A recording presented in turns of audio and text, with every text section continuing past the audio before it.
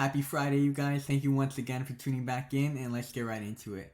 So, without a doubt, the Nasdaq today had a very clear direction on the day, right? It was very bullish, meaning it was trending up on the day, and it just did a very great job of holding these higher highs and these higher lows, right? For this uptrending pattern. So, I'm going to go ahead and cover with you guys kind of what I was looking for when I started a trade. So, right around here was when the market opened up at 6:30 in the morning. And as you can see, we immediately had this red candle starting it off when the market opened up, pushing down. And I was just paying attention to the fact that heading into the market open, right, in the pre-market, the Nasdaq was starting to uptrend. It was having this nice gap up, right, trending right above basically the top VWAP and this blue EMA line here. And it ended up coming back down only for it to hold, right, higher lows. The lows it had here were a lot higher than it previously was at, right? Meaning it's still trying to uptrend and form this higher low pattern. And that's exactly what happened, only for it to keep rallying. So I was looking out for that the Nasdaq was trying to uptrend. So when the market opened up, although it did have this nice little sell-off here, I thought there was a pretty good chance it might have a bounce. And that's why I decided to start getting in when I saw this green candle start forming, right? Because it wanted to start forming another potential higher low.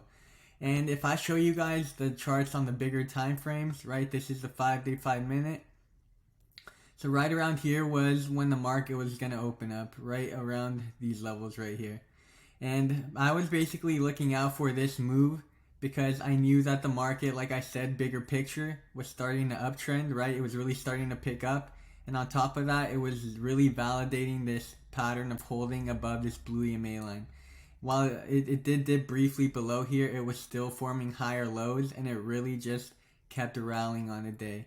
So what really I think led me to not be as green on the day with with direction being so clear today was the fact that I although looking in hindsight, direction can always be very clear to see. Like I always tell you guys, picture yourself trading right when the market opens up. Let me show you guys the charts again.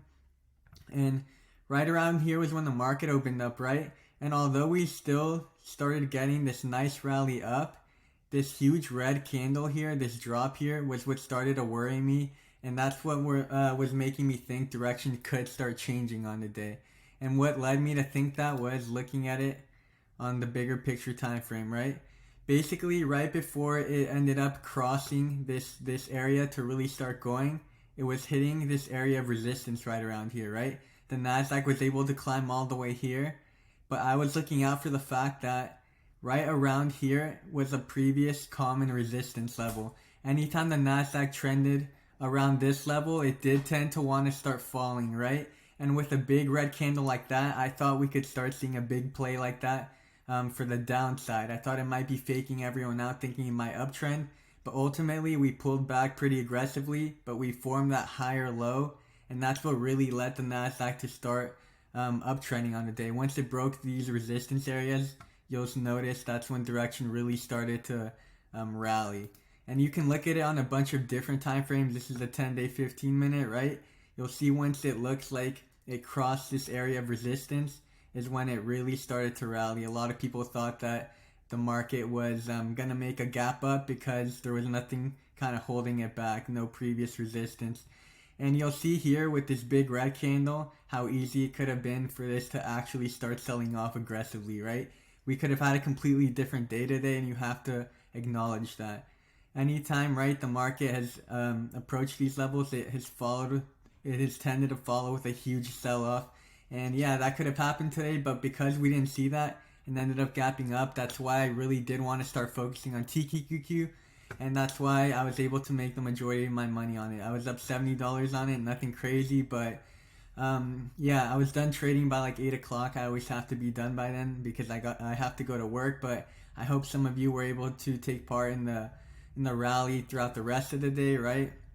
No excuses at all. I'm very happy with how the trading played out today, and yeah, finishing off the week on a green note. So excuse me, I hope a lot of you guys know how important it is, like I showed you guys, to be looking at the bigger time frames. And yeah, that's just something I've been using that I think has been helping me a lot to find the right side of direction. So right around here on the bigger time frames, I don't know whether the Nasdaq looks like it does want to keep holding and forming these higher highs, right, eventually, or whether it wants to find a resistance here like it has before and start falling. I think honestly we might start seeing some chop next week before we get a clear move, and yeah, just be on the lookout for that. Don't think anything has to happen because the market can definitely still rally or sell off. So thank you guys so much for tuning back in, and we'll see you guys all next week. Take care.